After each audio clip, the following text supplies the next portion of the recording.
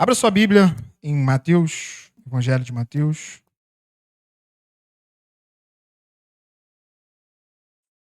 Capítulo 16, é um verso muito conhecido de todos. Glória a Deus que você saiu da sua casa, você venceu o frio para estar na presença calorosa do Espírito Santo. Glória a Deus que nós não temos, isso ficou gravado no meu coração, nós não temos um palco, nós não temos uma plataforma, nós temos um altar. Glória a Deus por isso. Mateus capítulo 16, verso 13. Todos acharam? Quem não achou, diga Escola Bíblica Dominical. Todo domingo às 9h30 você é nosso convidado, nós temos classes aí para todas as idades. Na Zatim, sou suspeito a falar, mas há uma bênção lá. Começamos hoje a aula de panorama bíblico. Vamos ficar aí pelo menos alguns meses aí trabalhando panorama bíblico. Traga seu filho, seu adolescente, para estar ouvindo e aprendendo da palavra de Deus. Vai aprender sobre bibliologia, vai aprender sobre geografia bíblica, vai aprender livros proféticos, livros históricos, livros poéticos, Pentateuco, Novo Testamento, epístolas paulinas, cartas pastorais. Vai ficar uma bênção. Então traga seu filho que...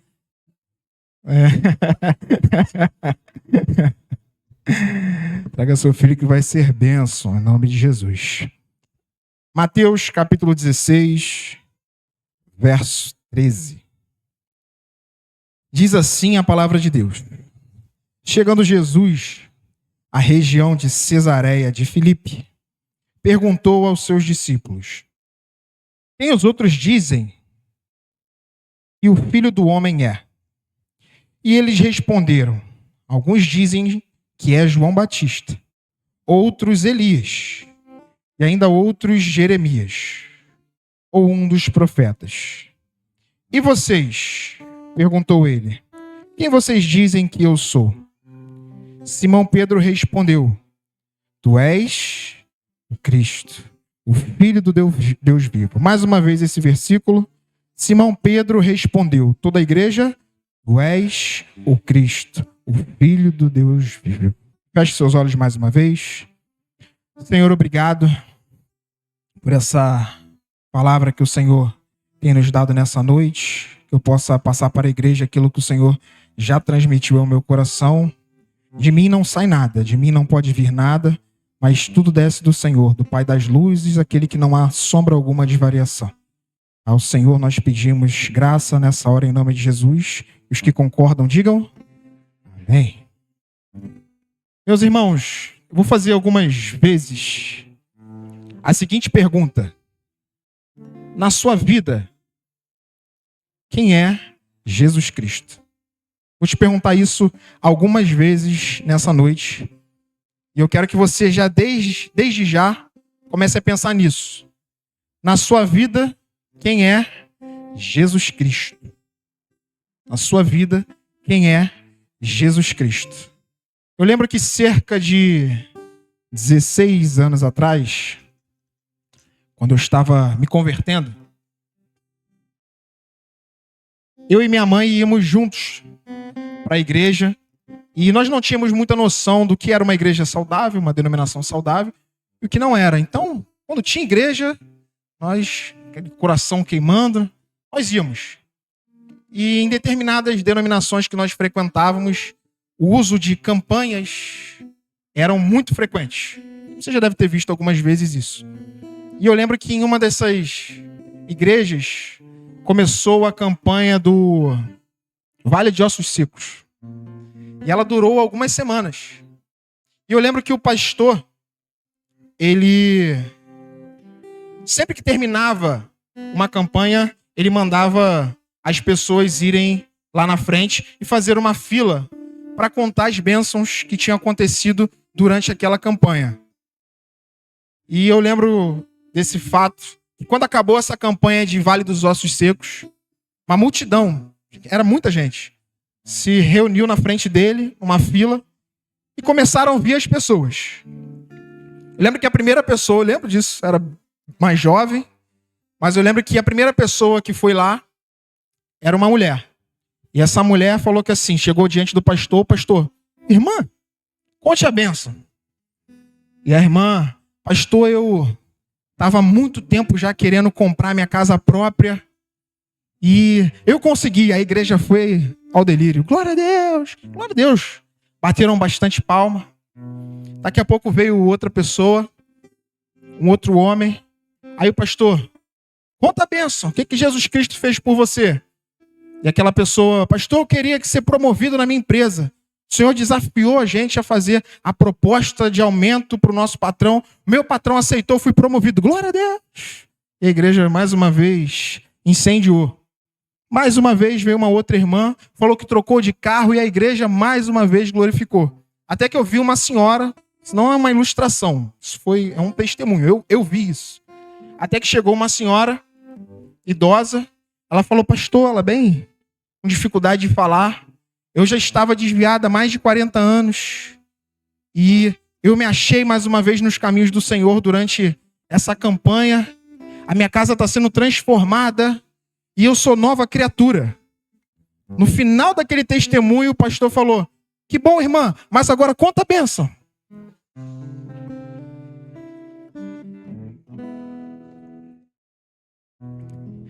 Na sua vida, quem é Jesus Cristo? Talvez você veio para a casa do Senhor. Talvez você se converteu com a promessa de que Deus iria mudar a sua vida financeira. Que Deus iria transformar a sua vida sentimental. Que Deus iria te dar bênçãos materiais sem medida. Talvez falaram que você não é cauda, mas você é cabeça. Que você é geração eleita, que você é sacerdócio santo. E você foi interpretando isso de maneira equivocada. Talvez você esteja na casa de Deus por conta de uma dessas promessas. Mas o grande problema é quando você permanece pensando somente nisso. Você vem na igreja somente em função disso. Somente em função de uma bênção, somente em função de um cargo, somente em função de algo terreno. Quando o apóstolo Paulo fala para a gente, meus irmãos, não vos atenteis para as coisas que são da terra, mas para as coisas que são do alto. Porque vocês já estão mortos e a vossa vida está escondida com Cristo em Deus. Na sua vida, quem é Jesus Cristo? No ministério de Jesus, quando ele inicia o seu ministério, no pontapé inicial do seu ministério, você vê ele realizando grandes milagres, prodígios. A ponto que os discípulos de João Batista, quando foram visitar ele, perguntaram, és tu Messias ou devemos esperar outro? O que Jesus fala para ele? Vai e diz o que tu vê. Os cegos enxergam, os surdos ouvem, os paralíticos andam e muitas vidas são transformadas pelo agir do Filho do Homem. Mas na sua vida, quem é Jesus Cristo? E muitas multidões foram se cercando em volta de Jesus no início do seu ministério, somente pelo que ele poderia proporcionar de forma material. Muitos procuravam a Cristo porque ele tinha poder para curar uma cegueira, para fazer um surdo ouvir, um paralítico andar, um morto ressuscitar. E que bênção é isso! E realmente a glória de Deus era derramada com esses feitos. Mas até que chegou um determinado momento que Jesus começou a pregar. E diz os evangelhos que ele pregou um duro discurso. Uma multidão estava querendo, com sede de ver milagres. Então Jesus começa a pregar e ele prega um duro discurso. Ele começa a falar que o evangelho, que os céus é conquistado com força, você tem que se esforçar. Que a porta ela é estreita, que o caminho é pesado, que dificuldades vão existir. E Jesus começa a exortar aquelas pessoas, começa a cada vez mais moer aquelas pessoas espiritualmente, dando conselhos. E depois daquele duro discurso, diz a palavra de Deus que uma multidão vai embora. E um dos seus discípulos se chega para Jesus e fala: mestre, uma multidão está indo embora. Se fosse hoje em dia, meu irmão, muitos líderes, glória a Deus, que não é aqui assim, aqui na nossa igreja não é assim. Aqui na nossa igreja já é dito que não tem altar. Isso é muito bom para o ministério de louvor. Eu gosto disso, irmãos. Não tem palco. Não tem palco. Eu gosto disso. Uma vez eu fui pregar no quartel. O irmão que foi orar por mim, ele acabou comigo na oração. Ele falou: Deus, esse varão não tem nada. Ele deu ênfase, irmão. Ele não tem nada para oferecer. Todas as vezes agora que eu vou orar, para começar uma mensagem, eu falo isso. Porque me marcou, eu falei: realmente, eu não tenho nada. Nós não temos nada para oferecer. E quando Jesus acaba de pregar esse discurso, muitos líderes talvez iriam adaptar. Não. Chama o povo de novo, que eu vou consertar, Não, eles não entenderam. Não, gente, manda eles voltarem. O que Jesus fala? Você quer ir com eles? Se você quiser, você pode ir com eles. Na sua vida, quem é Jesus Cristo? As pessoas foram buscar a Cristo pelo milagre, mas não o Cristo do milagre. As pessoas foram buscar o que ele poderia fazer, mas não aquilo que ele é.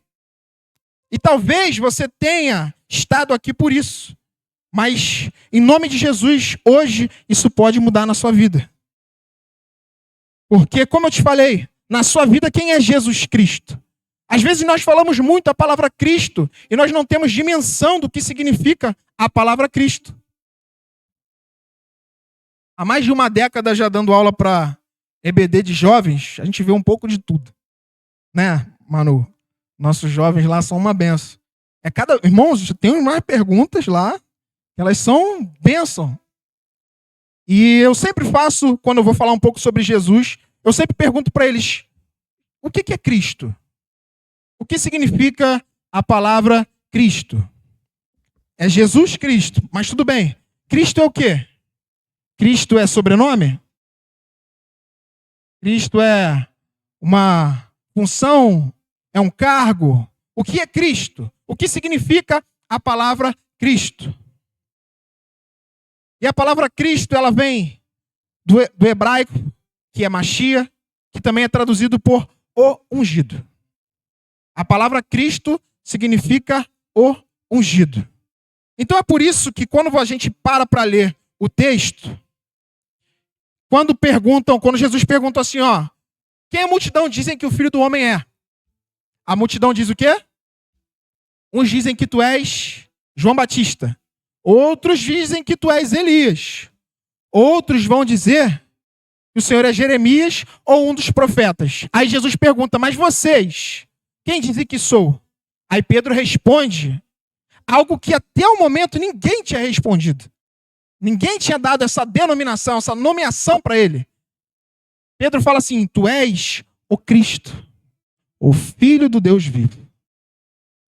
E Cristo, significando ungido, no Antigo Testamento, era designado para 3 classes de pessoas. Era designado para reis, para sacerdotes e para profetas. Se você for pegar a tradução de qualquer rei, quando ele era ungido, a raiz da palavra era Mashiach, de ungido. O profeta, a mesma coisa, ou ungido. E o sacerdote, assim como Arão foi, a mesma coisa, ou ungido.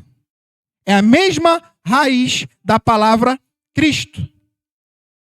Só que a única pessoa na palavra, na história, que carregou esses 3 títulos de rei, sacerdote e profeta ao mesmo tempo foi o nosso Jesus. Então, quando te perguntarem quem é Jesus na sua vida, Jesus é o ungido de Deus. E além de ser ungido, ele é rei, sacerdote e profeta. Vou perguntar e vocês vão responder. O que Jesus é? Rei, sacerdote e profeta. E é isso que nós vamos falar hoje. Jesus como essas 3 características. Jesus com essas 3 funções. Jesus como rei, Jesus como sacerdote e Jesus como profeta.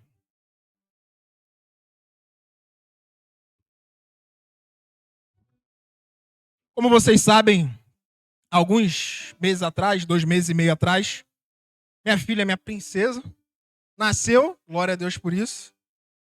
Todo mundo me pergunta aqui dela, irmão, já tá vindo para a igreja, calma. São muitas vacinas. Quando completar o ciclo lá dos 3 meses, a gente vai trazer ela. E além disso, a gente já tá vendo, né, pastora? Desde antes dela nascer, a apresentação dela, a consagração dela. A pastora já dá todo o suporte pra gente desde o início.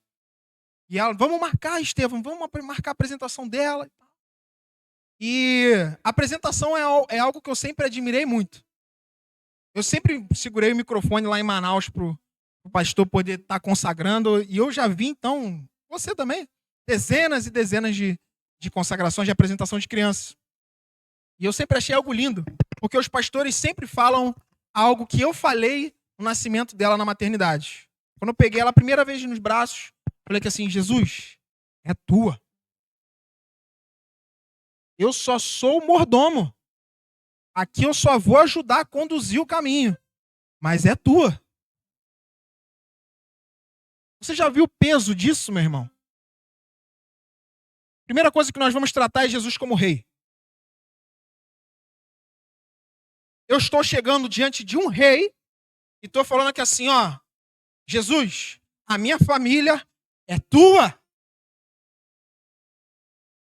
Eu não estou falando de um príncipe, eu não estou falando de um coronel, eu não estou falando de um brigadeiro, de um general, eu estou falando do rei dos reis. Eu estou falando que eu chego diante do rei dos reis, eu falo que assim, Jesus, a minha família, ela pertence a ti. E diz a palavra de Deus que ele recebe essa oração do justo. E se ele interpreta que a minha família é dele, meu irmão, isso me dá uma confiança, isso tem que me gerar uma fé incrível. Por quê? Você que ora pelo seu marido há anos, pelo seu pai que é desviado, pela sua mãe que não está na igreja há anos, e às vezes você fica desanimado, não se esqueça, Jesus é rei, meu irmão. Jesus é poderoso. Eu não estou falando de um príncipe qualquer. Eu estou te falando daquela pessoa que a Bíblia diz que ele foi dado toda a autoridade no céu, na terra e debaixo da terra.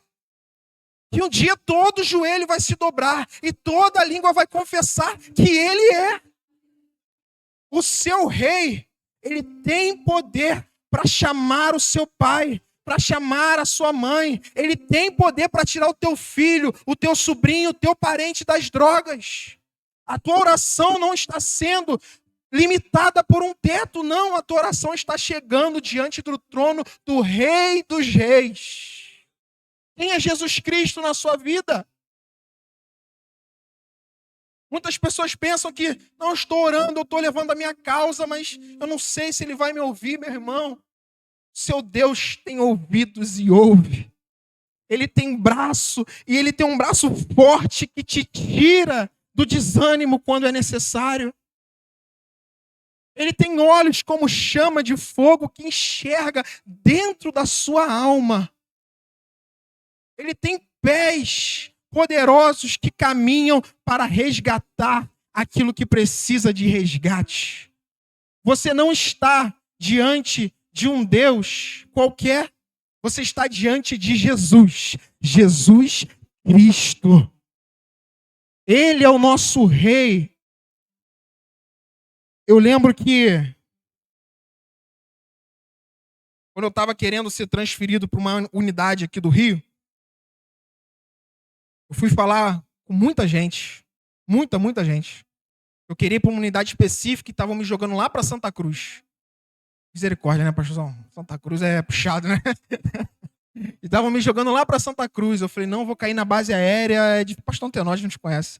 Vou cair lá na base aérea, eu não sou dessa área, eu quero ir para outra. Falei com muita gente, irmãos, não tem mais jeito. Vou entregar os pontos, vou deixar para lá, vou levar. Procurei major, coronel, brigadeiro, procurei muita gente. Falei, agora chegou a hora de, como sempre, entregar para o Rei dos Reis. E deixa que ele resolve. Irmão, do nada, um sub que era amigo, padrinho de um brigadeiro e tal, as coisas foram se encaixando. Eu sei que só falaram aqui assim, Estevão, liga para fulano segunda-feira, isso era sexta. E eu e o Daniel orando. Chegou segunda-feira, o cara me ligou. O brigadeiro me ligou. Ele falou, você é peixe de fulano? Eu falei, não sou peixe de ninguém. Aí ele, você quer ir para onde? Eu, tal lugar. Aí ele, te falaram que não tem mais vaga? Eu falei, não tem mais vaga. Ele, calma aí. Só saiu da sala dele. Fulano, coloca ele aí, inscreve na sala. Pode falar que ele vai se apresentar lá daqui a um mês. Meu irmão, eu estou diante do Rei dos Reis, meu irmão. O que é uma vaga? O que é uma doença para o médico dos médicos? O que é uma doença para quem tem o poder de todas as coisas na palma das suas mãos? E às vezes a gente tão desanimado, a gente começa a reclamar. A gente começa a questionar. Deus, mas não está dando certo. Senhor, por que o Senhor me colocou nessa situação? Eu lembro quando a gente estava no tratamento do meu pai para o câncer, meu irmão, como aquilo era difícil. E a gente quase se pegando a blasfemar, a reclamar. Eu falei, não, Jesus, não é assim. Eu aprendi com Jó, eu já dei estudo sobre Jó. Eu falei, meu irmão, eu estou caindo num negócio que eu já falei muito sobre isso. Porque se você pegar o livro de Jó, o que aconteceu com Jó foi bem difícil. Mas Jó, em alguns momentos, ele se esqueceu de que Deus, que Jesus era rei. Não só o rei daquele lugar, mas o rei de todo o universo. Porque Jó começa a fazer alguns questionamentos para Deus. E ele faz 34 questionamentos para Deus e 16 perguntas. Sabes quantas Deus respondeu? Nenhuma.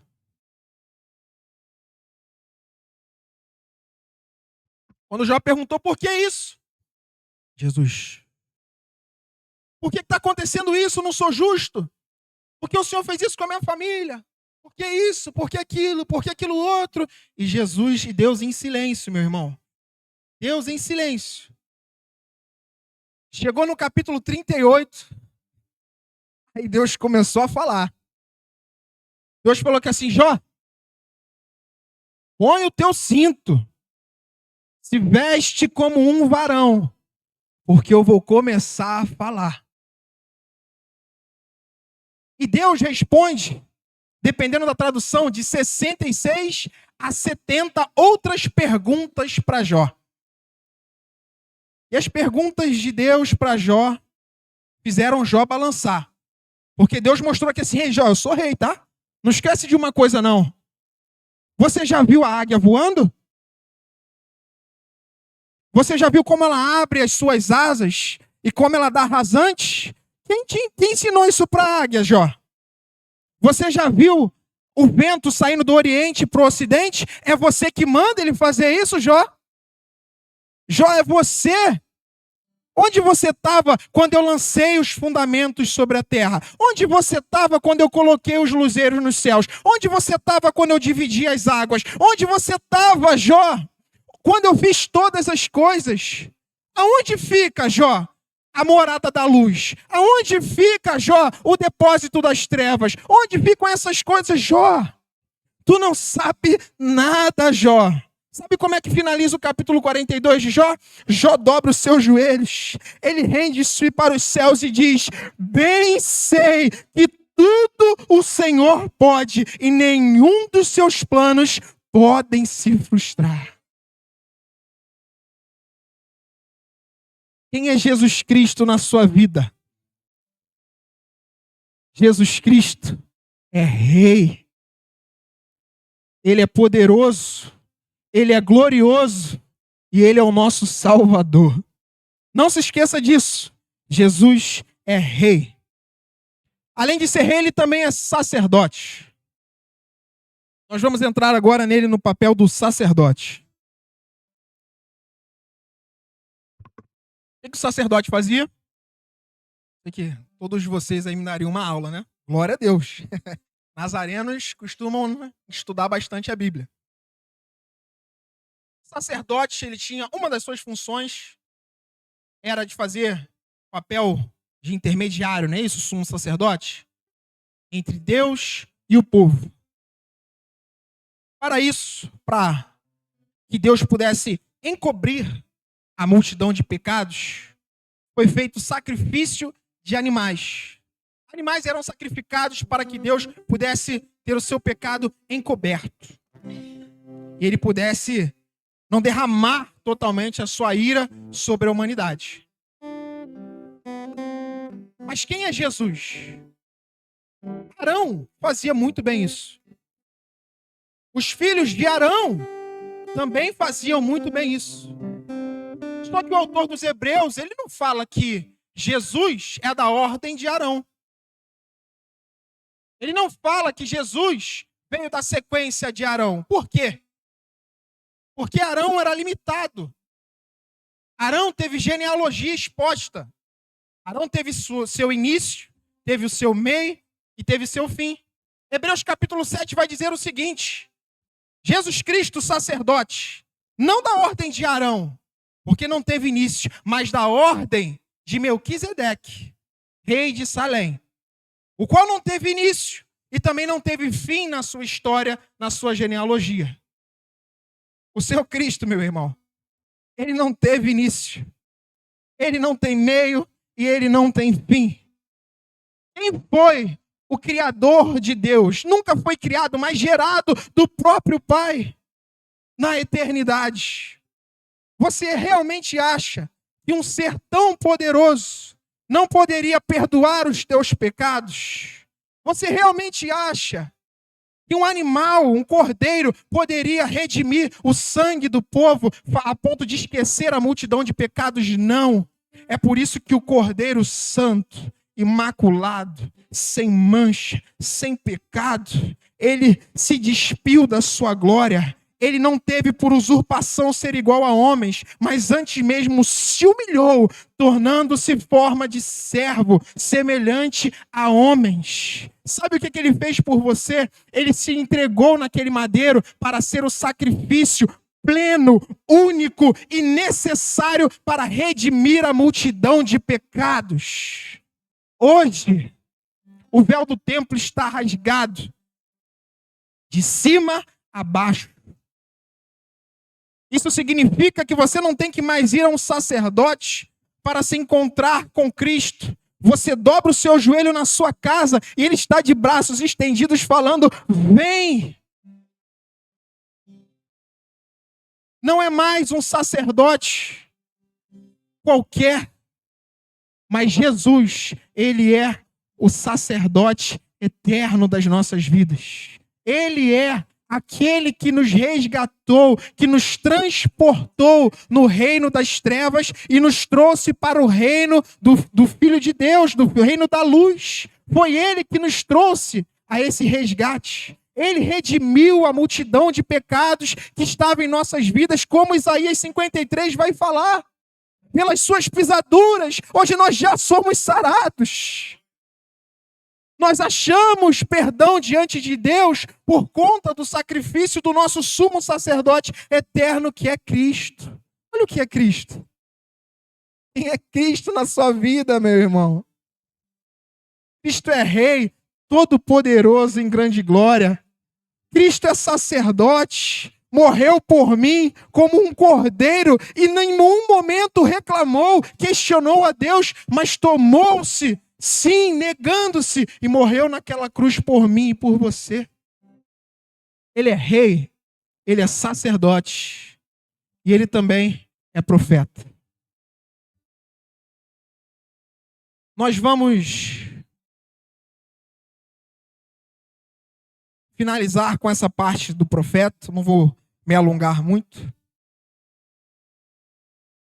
Mas todas as vezes que você pensar em Jesus Cristo, nunca se esqueça disso, meu irmão. Nunca se esqueça de quão grande é o seu Deus. Nunca se esqueça Quando você está pedindo, você está se ajoelhando no altar, não é para qualquer pessoa, não é para o pastor Luiz, para o pastor Fábio. Nós não temos nada, irmãos. Quem tem tudo é Deus. Quando você se ajoelha nesse altar, você está pedindo para o rei do universo, do sacerdote que morreu por você. Jesus também é profeta. O que um profeta faz? O profeta, ele anuncia, não é isso? Ele proclama. O profeta, ele fala daquilo que Deus quer falar ao coração do povo. O profeta, ele fala de coisas futuras também. Jesus, eles costumam chamar isso de tríplice messiânica, que é ser rei, sacerdote e profeta. Mas no seu último ofício como profeta, ele também deixou algumas profecias. Algumas já se cumpriram e outras ainda vão se cumprir. E nós vamos ler algumas dessas profecias porque parece que às vezes a gente esquece. Parece que às vezes a rotina ela vai tomando o nosso coração, o nosso ser, e a gente vai esquecendo as promessas que Jesus deixou pra gente. Parece que a gente vai esquecendo. A mídia vai me ajudar agora, depois eu vou dar um abraço em vocês aí. Se tiver lanche, eu vou até pagar um lanche pra vocês hoje, aleluia. Tem lanche hoje? Aí, tá vendo? Aí eu não tenho culpa. McDonald's não. Ó, é isso, varão. Foi carne, gente, foi carne. Vigia, varão, vigia. A mídia vai me ajudar. Abre em João 14, verso 2. Nós vamos ler algumas profecias que Jesus deixou pra gente. E às vezes a gente acaba esquecendo um pouco dessas profecias. Irmãos, quem disse isso não fui eu, tá? E isso daí é uma profecia, isso é uma promessa. Olha a promessa que Deus está falando para você. Na casa do meu pai há muitas moradas. Se não fosse assim, eu não teria dito. E vou preparar lugar para vocês? Próximo. E quando eu for e vos preparar lugar, virei outra vez e vos levarei para mim mesmo, para que onde eu estiver, estejais vós também. Verso 4. Mesmo vós sabeis para onde eu vou e conheceis o caminho. Olha o que Jesus falou para você, meu irmão. Eu estou indo. Eu vou preparar lugar. E quando tiver tudo preparado, eu volto para te buscar.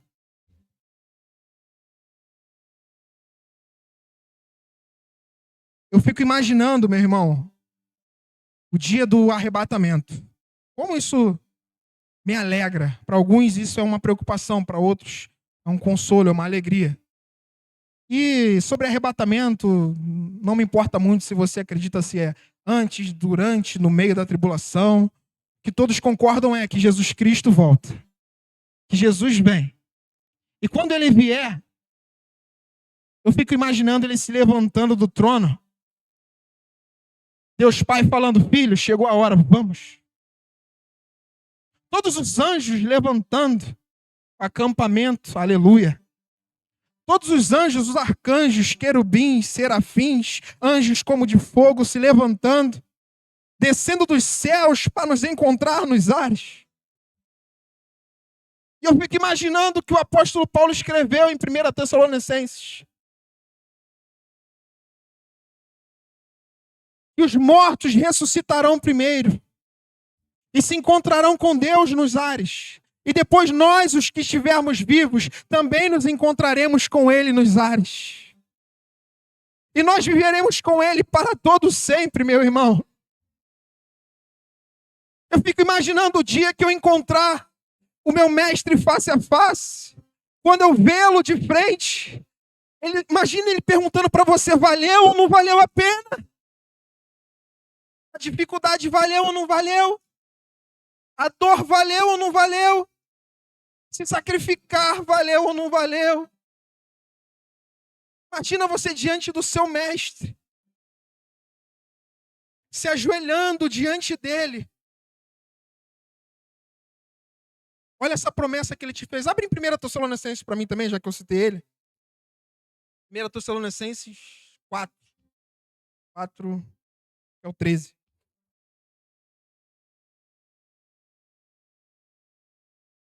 Olha, é isso mesmo, que benção. Não quero, porém, irmãos, isso é uma outra promessa, irmãos. Mais uma promessa do nosso profeta Jesus.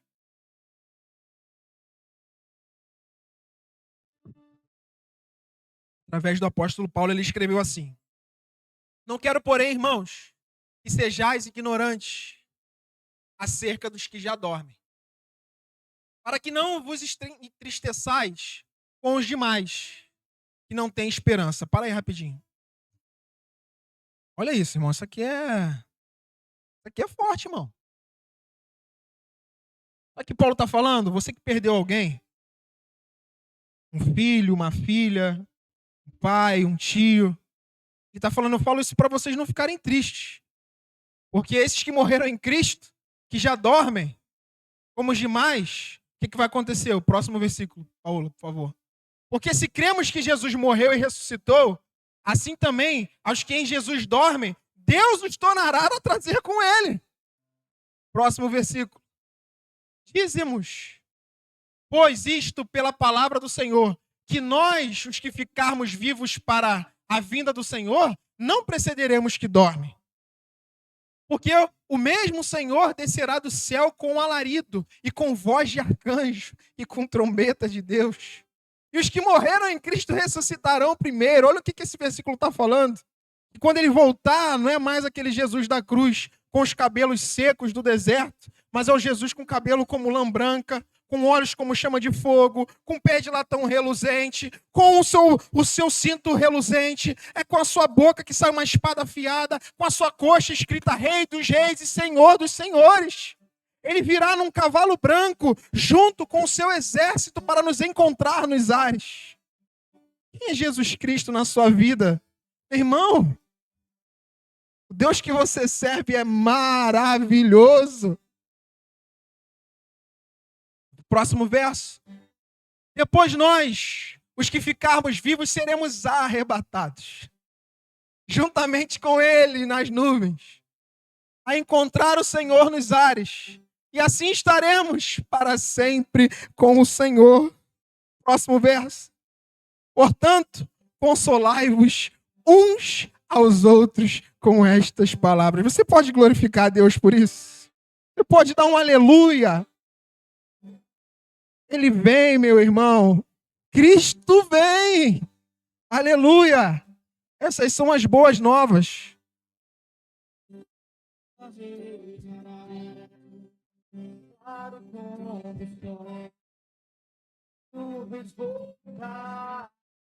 Declare então o ano do Senhor, e Sião virá.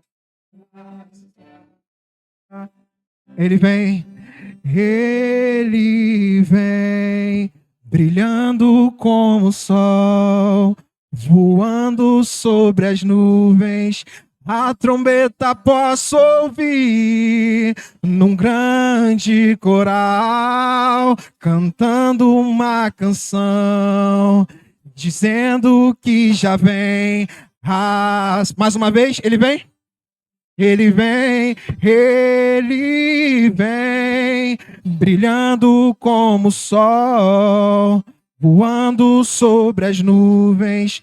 A trombeta posso ouvir num grande coral, cantando uma canção, dizendo que já vem a salvação.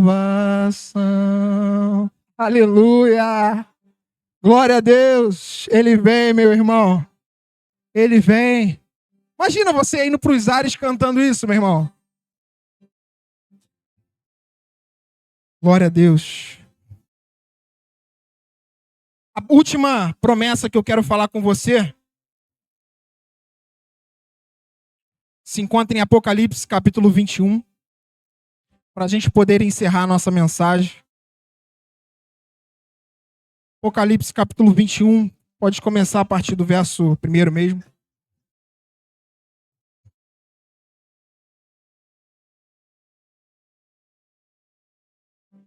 Diz assim a palavra de Deus.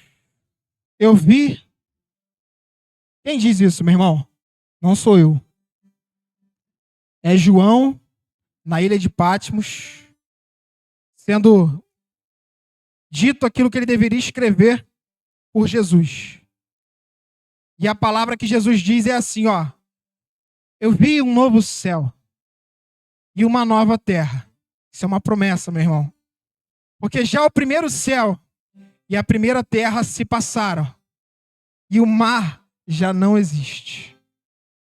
E eu, João, vi a santa cidade, a nova Jerusalém, que de Deus descia do céu, preparada como uma esposa adornada para o seu marido.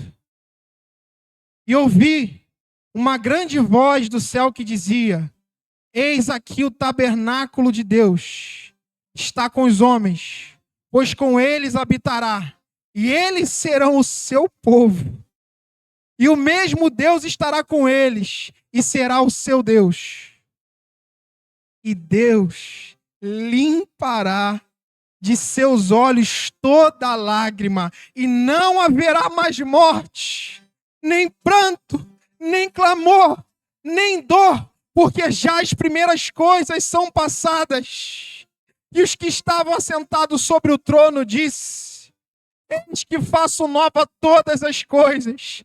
E disse-me: escreve, porque estas palavras são verdadeiras e fiéis.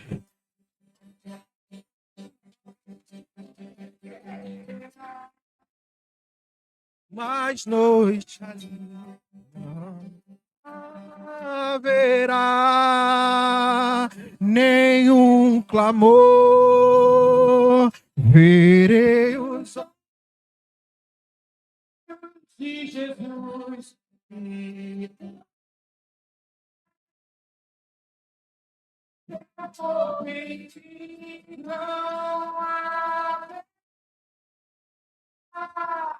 Mas hoje ali não há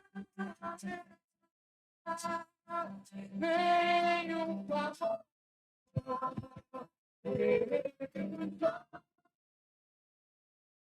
De Jesus.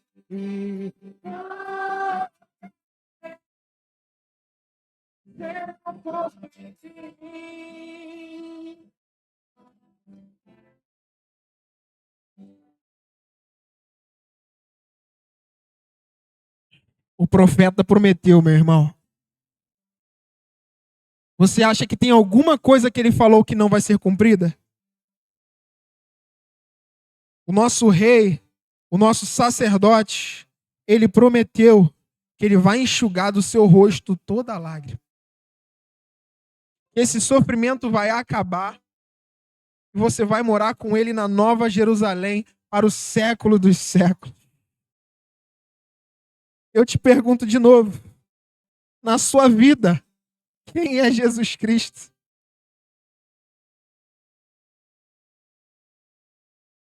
Nunca mais, nunca mais, morte, choro, tristeza e dor, nunca mais.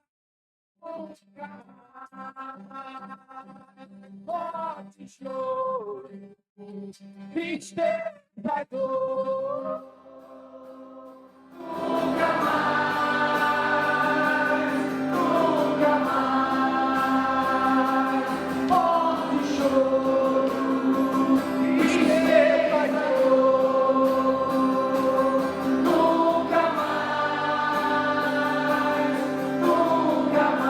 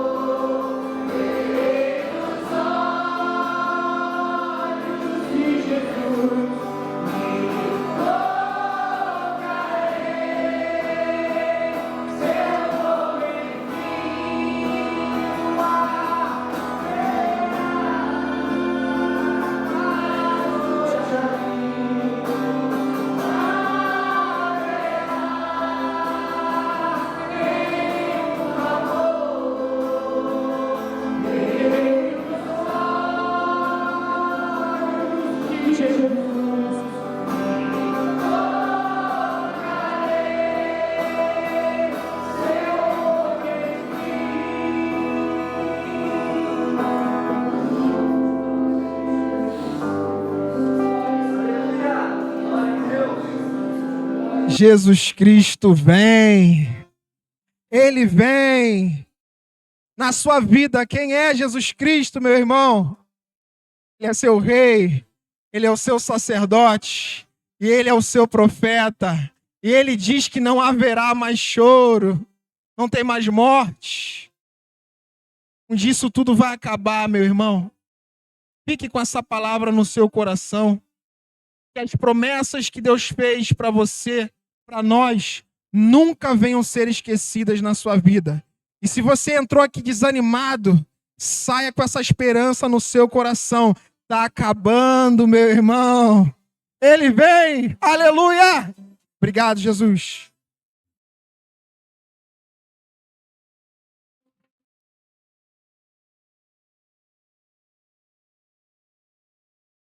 Nós vamos orar, mas antes de nós orarmos,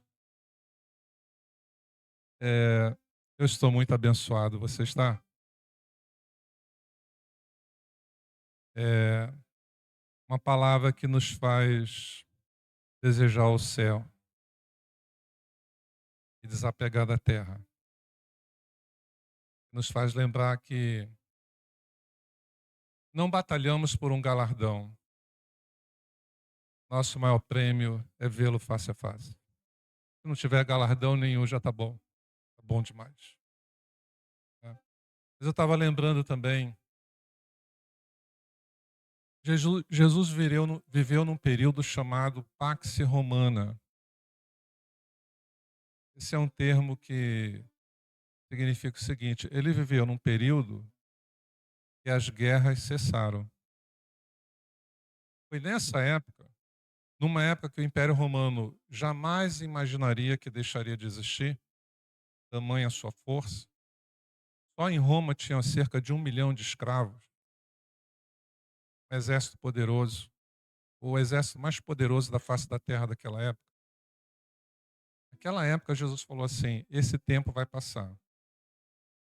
Vai virar a chave. E aí, até o final, haverá guerras e rumores de guerras. A profecia tem se cumprido ou não? O mesmo profeta Jesus falou assim: estão vendo esse templo aí tão bonito? Herodes levou 40 anos só na reforma. Pedras de 1 metro de largura, 1 metro quadrado. Não lembro se era cada pedra 1 tonelada. Não era tijolinho, não. Imagina uma construção dessa estrutura. É um engenheiro aqui. Imagina, Elias, uma construção dessa estrutura. Pedra de 1 metro de tonelada, uma em cima da outra. Né? Jesus fala assim: não vai ficar uma pedra sobre pedra. Não levou 7.000 anos, nem 700 anos, não. Só 70 anos depois a profecia se cumpriu. E o resultado está até hoje. Está até hoje. Então, uma outra profecia que ele deu, ele falou assim, ó: depois da minha crucificação, conta no dedo, 50 dias, vai vir um grande presente, o Espírito Santo. Estão chorando agora, mas quando vier o outro que eu vou enviar, vocês serão transformados e serão minhas testemunhas. Então vamos ficar em pé, vamos orar, vamos falar com Jesus nesta oração. Vamos orar juntos. Eu falo e vocês repetem. Repita como se fosse suas palavras, como se saísse do seu coração para o coração de Deus. Feche os teus olhos e vamos repetir essa oração. Senhor Deus, eu creio que Jesus Cristo veio a este mundo porque tu o enviaste. Eu creio que ele veio para cumprir uma missão. e que ele cumpriu esta missão. Eu também creio em Jesus Cristo como Rei dos Reis, como aquele que me representa diante de ti. Ele é o meu sumo sacerdote. Eu creio em Jesus Cristo, eu creio nas suas promessas e também nas suas profecias. Meu Deus, crendo desta forma, que Jesus é o teu ungido, o teu filho primogênito, o teu filho unigênito, eu reconheço que ele merece a minha vida, o meu coração. Eu me rendo a ele. Eu me entrego a ti, Jesus. Eu declaro que eu sei quem tu és. Hoje à noite, me perguntaram várias vezes: quem é Jesus para você? E eu quero te dizer, meu Deus, Jesus para mim é o teu filho, primogênito, unigênito, é o teu Messias. E desse Jesus, eu quero fazer dele o Senhor da minha vida, o Senhor do meu coração, o meu Salvador. Eu me entrego a Jesus.